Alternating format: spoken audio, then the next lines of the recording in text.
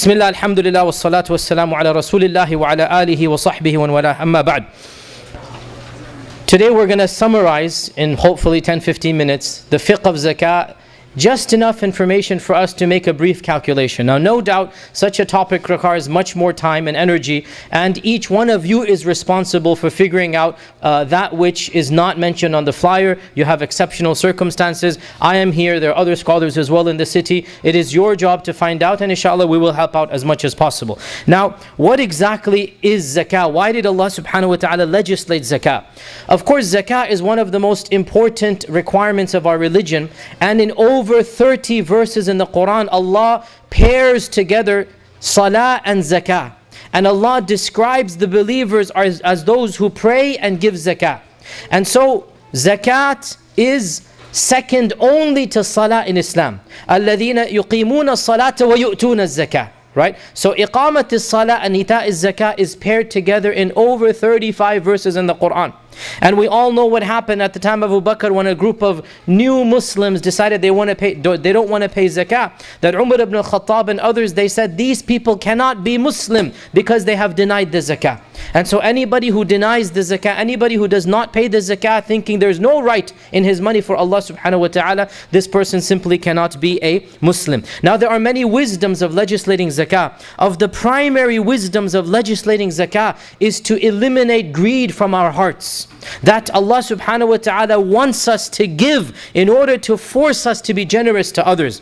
And of the wisdoms of zakah is that zakah purifies our money. And that's what zakat means. Literally, قَدْ أَفْلَحَ مَنْ زَكَّاهَا. Zakah. Zakat means to purify, to cleanse. So, anybody who does not pay zakat, his money is najis and filthy in the eyes of Allah subhanahu wa ta'ala. And that person will be feeding his family najasa. If you do not give zakah, your money is filthy in the eyes of Allah subhanahu wa ta'ala. When you pay zakah, this purifies your money. And of course, zakah is one of the greatest signs of iman. Zakat is one of the greatest signs of iman. Why? Because when you give your money,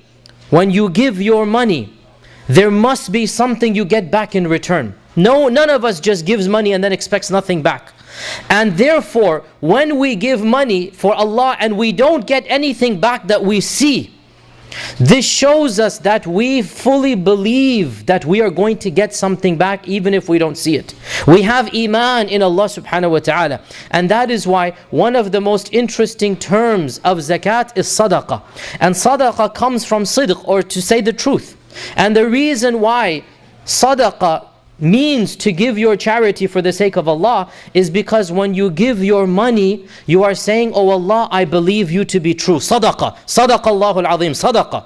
Oh Allah, I believe your promise to be true. That I'm giving money and I don't see what I'm getting back, but I have full yaqeen that my 100, my 1,000, my 10,000, you will give me back much better than this. Where do I get this from? This is sadaqah. Sadaqallah. Allah has spoken the truth. And the Prophet has spoken the truth. So when you give your zakah, you are showing your sidq. And therefore, from sidq we get sadaqah. So, therefore, zakat has many wisdoms and many benefits for us in this world and the next. Now, who gives zakah?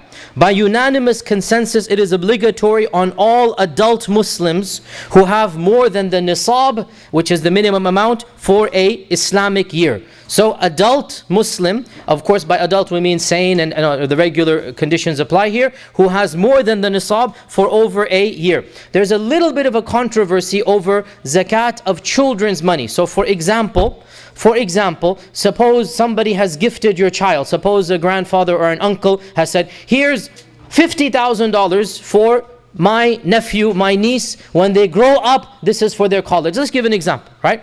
So, who's the owner of this money is the child. Now obviously if you gave it, this is separate. But if a child owns it, now you're not the owner.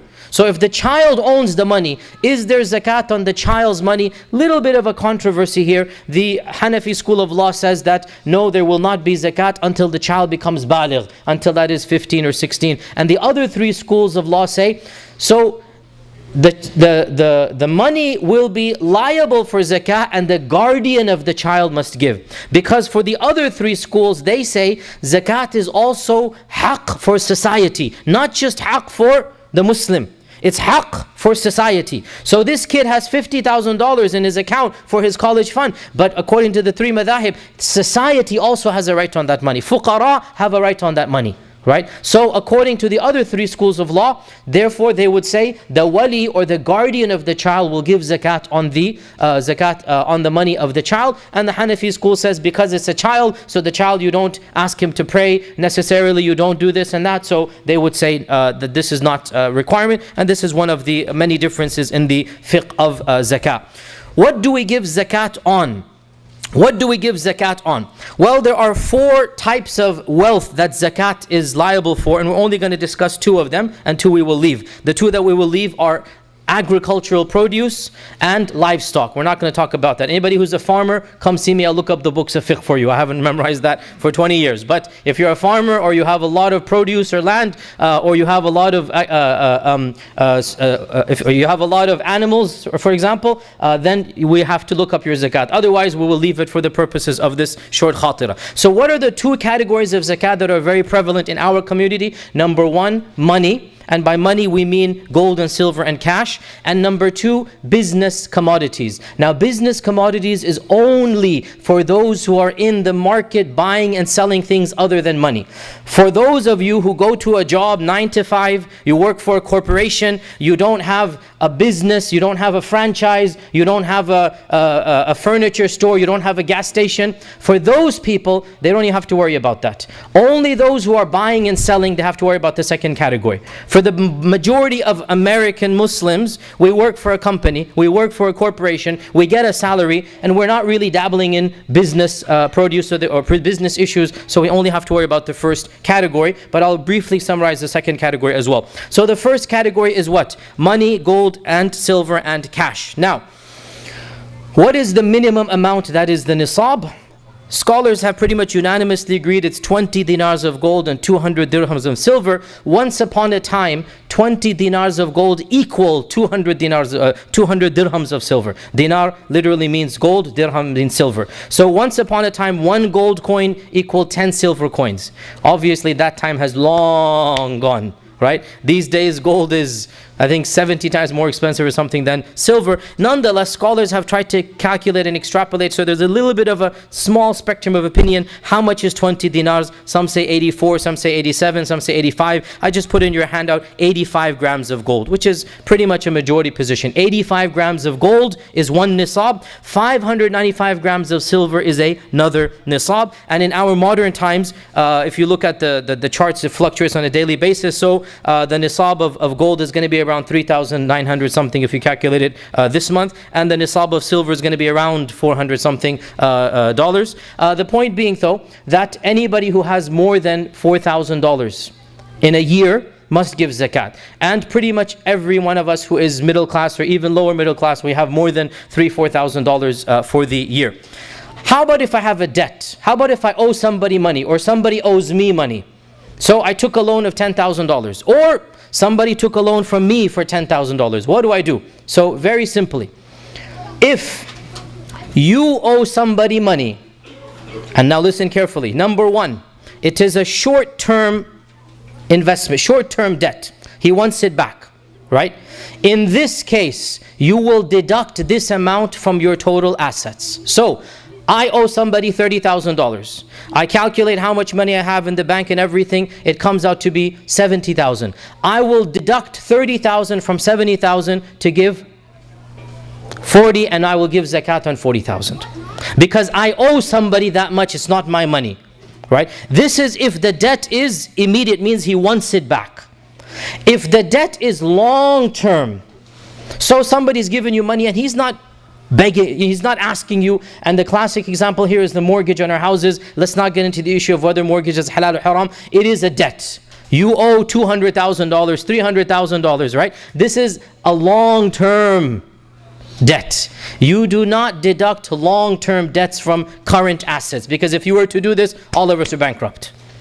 Right? You do not deduct long-term debts from current assets. Long-term is understood. Okay, he doesn't want his money back now. He's not asking for it. It's understood to be paid back over 30 or 40 years. So short-term debts that you owe, you will deduct from your assets. Long-term debts you do not deduct. How about if somebody owes me money? So I gave somebody a loan of $10,000. Once again, now we look at his situation and scenario. Situation number one, he has the money. And you know it because you gave him before med school, mashallah, tabarakallah, now he's a millionaire, mashallah, right? But he's your cousin, he's your friend, you don't need the 10,000 anymore, right? And so you're like, okay, whenever I need it, I'll ask you. So the only reason you don't have it in your bank account is because you didn't ask him, but it is in his bank account. And you know this from his lifestyle. In this case, you will consider that 10,000 to be in your possession because you're just not asking him, but he has it. So you will consider this to be in your possession. So you will give zakat on it because it is fi hukm al-mawjud. It is in existence except that you just simply haven't asked him. However, if the person does not have the finances to give you back this zakat, this money, and you don't know when he will give it back to you, he's still struggling. You gave him 30,000 to start his own business. This is a loan, not a business partnership. This is a loan. You gave him 30,000 as a loan to start his own business. Now he's struggling. You don't know. So in this case, that 30,000 does not exist for zakat purposes. So you simply ignore that and it does not exist. When he gives you back, then you figure out what to do with that zakat. Another issue of zakat, which is one of the biggest controversies of the fuqaha of the old, is women's jewelry. Women and their problems, mashallah, tabarakallah, we fuqaha have a lot of discussions of them, right? Women's jewelry, right? And there's a classic controversy, do we give zakat on the gold and silver of women? By the way, you can breathe a sigh of relief. All precious stones other than gold and silver that are women's jewelries are not zakatable, right? So husbands, maybe you should think of the diamond necklaces and the pearls and whatnot. This might be easier for the zakat issues, right? So precious stones that are not gold and silver, that are jewelry. We're not talking about somebody who's in this precious stones business. We're talking about most of us here. The jewelry is our women's decoration pieces. For that, only gold and silver is a controversy. And once again, we have two of the madahib on one side, two on the other side. I don't want to go into too much detail here, but in my humble opinion, the ahadith seem to be very clear in this regard, that gold and silver, however it exists, is zakatable. Gold and silver, however it exists. Because once the Prophet saw a woman wearing gold jewelry and he asked her, do you give zakat on these bangles? She said no. So the Prophet said, do you want to wear bracelets made out of fire? She said no. So then he said, give zakat. So the point being, it seems very clear, and Allah knows best, but this is, two of the madahib say this, and there's a controversy over this, do they give zakat or not? But in my humble opinion, in the opinion of my teachers as well, zakat is given on women's gold and silver, but not on women's other jewelry, such as precious stones. It's only on zakat and silver. The other issue that comes of zakat is investments. Now, most of us don't dabble in business commodities, except for those who are businessmen. For those who have 9-to-5 jobs, we might have a little bit of an investment on the side. For example, a second house we rent out. For example, a land that we purchased and it's just lying there, right? For example, stocks that we might have. How about investments of this nature? Here, scholars have again differed in modern times, but I'll give you what I believe to be the strongest position. We look at the niyyah, the intention of the one who has invested, i.e. in this case me and you. Let me give you an example of a land. You purchase an empty land and it's just lying there. Now technically this is a business investment. But if you don't intend to sell it anytime soon, it will not be classified as a business investment according to the Sharia. It will only be classified as a business investment when you put the sign, when you announce, khalas, I'm accepting bids on this property. Then it will become a business investment. Then you have to pay zakat, which is the second type of zakat. Another example is stocks and mutual funds. Okay, listen very carefully now. Stocks and mutual funds that you have, that you do not intend to sell anytime. We're not talking about it for life-threatening emergency. Everybody sells everything then. We're talking about your niyyah is, I have this set aside for when I'm old. We're getting for 401k. Don't be impatient. 401k in a while. We're talking about stocks and mutual funds. Stocks and mutual funds. You have investment and you say, inshallah, when my kid goes to college, I'll see if I need this money for his education. For now, I'm putting it aside. So because you're putting it aside, And it's not actual cash, it is an investment. And this is the difference. Had you kept it in the bank, it would be cash. And cash you have to pay zakat on. If you're investing in a company, you get a piece of paper that says you own this percentage, this is your number of stocks, your shares. This is not cash. You can check it, you can cash it in to get the cash, but it is not cash. So because it is not cash, and because you are not making it a business buying and selling opportunity in the immediate future, the correct position, insha'Allah ta'ala, there is no zakat on long-term stocks and mutual funds and lands. There's no zakat on long-term, which means what? Short-term. Short-term would be for, like, let's say the day traders. You know, there are people, they make their fortune or they make their money all day long. They're simply online looking for the stock to go 1/4%, they'll sell it right there. You know, another stock goes down, they'll buy it and go this. This type of person is not the same as most of us who have long-term mutual funds. For that person, his zakat will be category number 2, which we're going to come to, that's business commodities, right? For that person, he is using, the guy who's buying and selling houses is not the same as the guy who buys one house for the long term, right? The one whose business is to buy and sell houses, the one whose business is to buy and sell land, the one whose business is to buy and sell stocks is not the same as the one who just buys stocks for the long term or buys one land for the long term. For that category, the one long term, no zakat. For the short term, then they will have zakat according to category 2, which we will talk about. 401k, the big question, 401k. And the 401k, by the way, scholars of our times have had, wallahi, there's been a worldwide conference of the scholars of Rabit al-Alam al-Islami over 401ks. I don't know, 7-8 years ago, they got 50 scholars from around the globe to spend 2 weeks. This is a very, very tricky issue. And Shaykh Qadhi has a position, and Fulan has a position, and there's a whole spectrum. I myself have spent a lot of time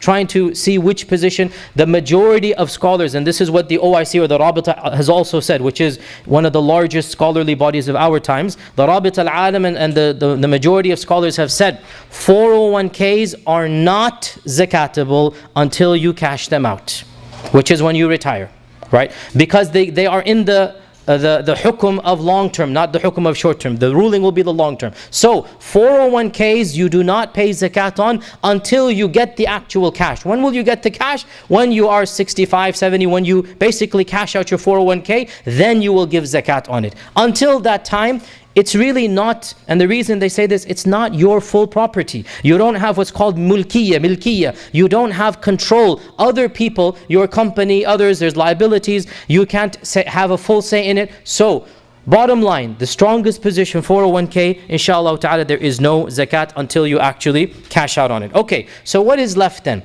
What is left is the things that you own and you use and your bank account. By unanimous consensus, the wealth that is not cash but you use it, for example your house, your cars, your clothes, your shoes, these do not have any zakat on. By unanimous consensus of all of the madhahib.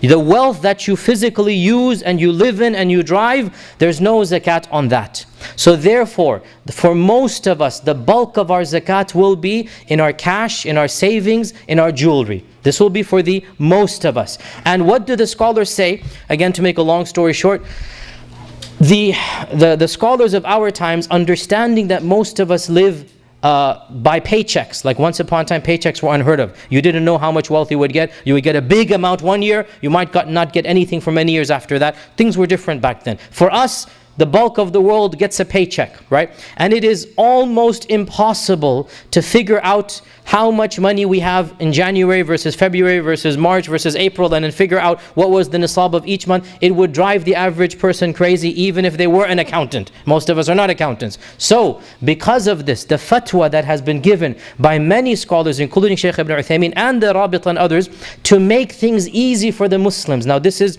technically, I don't want to say it's not right, but it wouldn't have been thought of 50 or 100 years ago. But to make things easy for the Muslims, and wallahi it makes sense. What these scholars have said is, every Muslim must choose one day of the year. And they're not allowed to change that day later on. They choose one day of the year. That is their zakat calculation day. And that day will be their lifelong day. 20th of Ramadan, let's say, 25th of Ramadan, let's say, right? Most Muslims like to do it in Ramadan, and wallah, it's a good, you get extra reward, why not? Obviously, it's got to be the Islamic calendar. Some Muslims make the mistake of saying the 1st of January. No, zakat is not due according to the Gregorian calendar. It's due according to Islamic calendar. You choose one day. Now, on that day, every single year, you assess what you have and you pay zakat on that. Khalas. You don't have to keep a detailed account of what did I have in January, what did I have in February, what did I have in March, because most of us don't do it to that much detail. And it would be too much of a haraj, too much of a mashaqqa, too much of a difficulty to tell the average Muslim they have to keep track of every month and draw a chart out and see how much nisab. So the scholar said, just to make things easy, one day of the year, you calculate, what do I have in my bank account, what do I have in the other wealth, what do I have in jewelry, and Allah knows your niyyah. You're not trying to trick that day. If it so happened that there was a major catastrophe the last month, you had to spend $50,000, come that zakat date, you don't have the money. Allah knows you're not tricking Allah subhanahu wa ta'ala. Allah knows your niyyah. The converse is also true. Suppose you got your bonus the 19th of Ramadan, and your company wrote you a check of, let's say, $20,000, mashallah. Or you were very successful in business and you got the money into your cash account, right? Now that's in your cash account, well then this is the flip side. That some years you'll give a little bit less, some years you'll give a little bit more, and that's the point. You're consistent with that day, inshallah, that's perfectly fine. That's the whole point here. So that's the simple way of giving zakat. There's a more complicated way which I don't want to get into now, but this is what the fatwa is from the majority of scholars, that for the average Muslim, they choose that one day and they just calculate how much they have and they give zakat on that. So for example, we have Brother Ahmed here. Let's say on Brother Ahmed's, from what does he own? He owns he owns his car, he owns 2 cars, he owns a house, or he's paying off his mortgage of his house. He has so much money in the bank account, let's say 30,000 in cash, and he has 2 types of stocks. The first type is a short-term stock, that he is interested, he's dabbling in buying and selling stocks, and he has 70,000 in that. And the second is long-term stocks, which he doesn't intend to sell, mutual funds, let's say 30,000. In this case, the 30,000 long-term, he doesn't pay zakat on. The 70,000 short term that he's, as a hobbyist, he's buying and selling online. Every week he's looking, every day he's looking. He must pay 2.5% of that 70,000. And then also the money in his bank account and the wife's jewelry. All of this will be zakatable. And then, as we said, there's no zakat on cars and houses. And of course, by the way, understood here, a second house that you own and you rent out, you're not intending to sell it, you're renting it out. You will give zakat on the cash that comes from the rent and you put it into your bank account. When 20th Ramadan comes, how much cash do you have in the bank account? That's the zakat of the house. You do not give zakat on the cost of the second house, unless you're in the business of buying and selling houses, as we get to, right? Because I hope that's very clear here. Now, that's the first category, that's wealth. The second category, business commodities. Business commodities are the commodities that a businessman, a trader, he buys and he sells. So, if you are a person who owns a furniture store, so you have furniture items in your store. You're a car salesman. You're the owner of the car lot, right? You have 30 cars, 50 cars. Every day a car comes in, a car goes. Every day 3 cars here, 5 cars there. This is now business commodity. For the businessman, the four madhahib are pretty much unanimous here. For the businessman, he must on that 20th of Ramadan calculate the cost, or the amount, the cost, exactly, the cost of the merchandise that he owns on that day. And he will pay zakat on the cost of the merchandise, 2.5%. And the value of the merchandise, the value of the merchandise. And again, Allah knows, perhaps the day before he was very lucky and he sold 50 cars. Well, then he doesn't pay zakat on those because he doesn't own them. Right? Or the opposite, the day before, he didn't have any customers, so he has a surplus of 30, 40 cars that he typically would not have. Again, consistency. If every day or every year you have the same day, then alhamdulillah you are forgiven in this regard. But the business owner, so the same applies for the one who owns a gas station, let's say, right? So that the owner of the gas station will just do a quick inventory, obviously you don't have to count every single bubblegum wrapper that you're selling. You get a rough idea. You give a rough idea, how much do I own right now? The gas that is in the gas station. You do not pay zakat, by the way, on that which you don't buy and sell. So the gas owner, he owns the gas pump. You don't pay zakat on the gas pump. You pay zakat on the gas. You pay zakat on the merchandise. You don't pay zakat on the fridge because you're not buying and selling the fridge.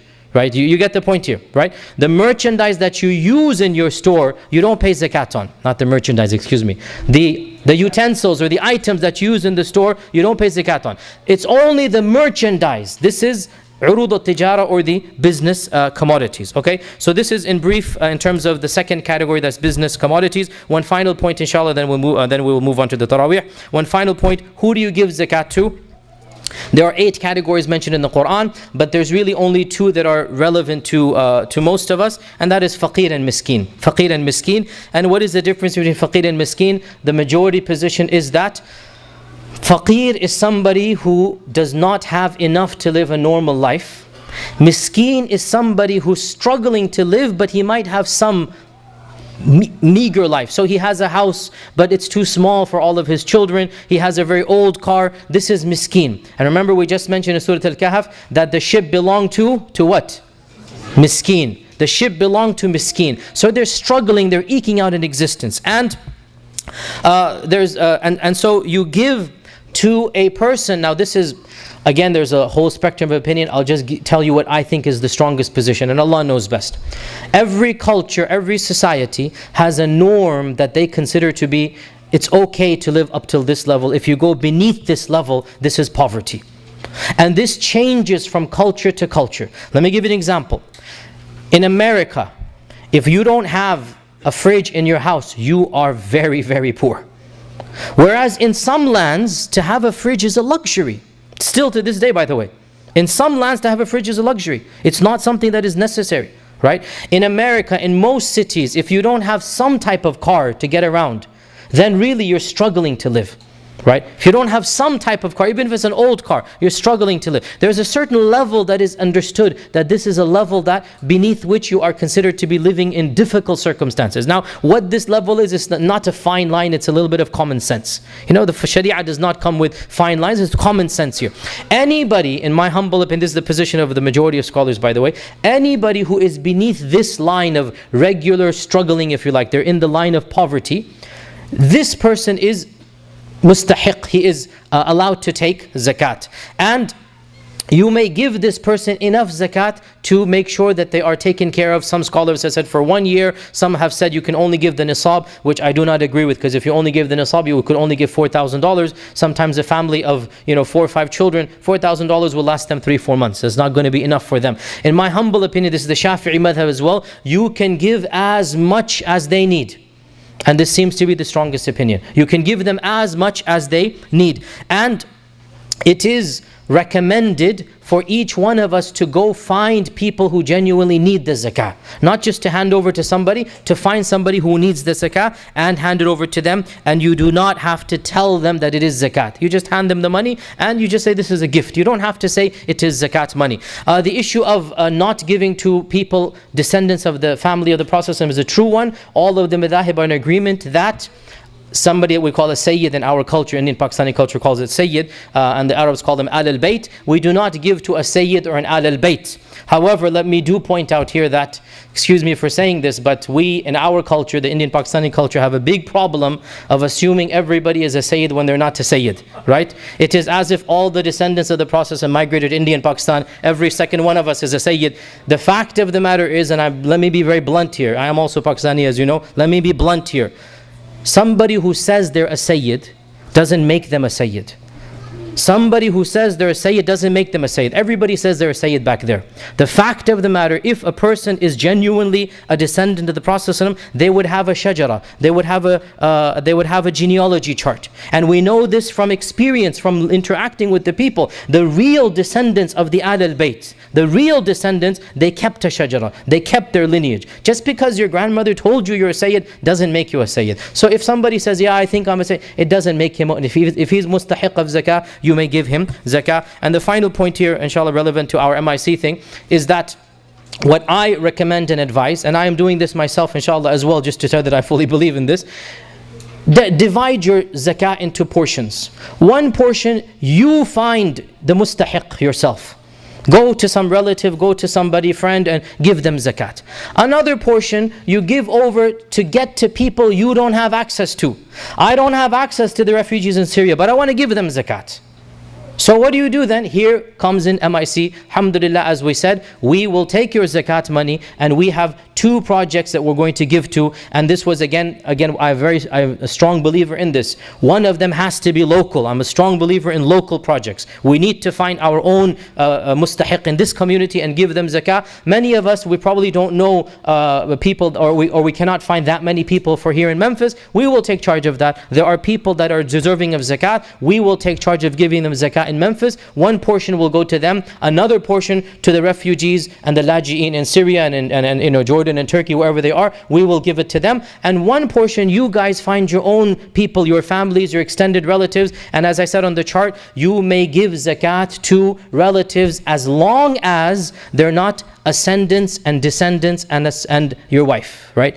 You cannot give to anybody above you. Mother, father, grandfather, grandmother. You cannot give to anybody below you. You cannot give to your spouse. You may give to a brother or a sister if they are mustahiq of zakah.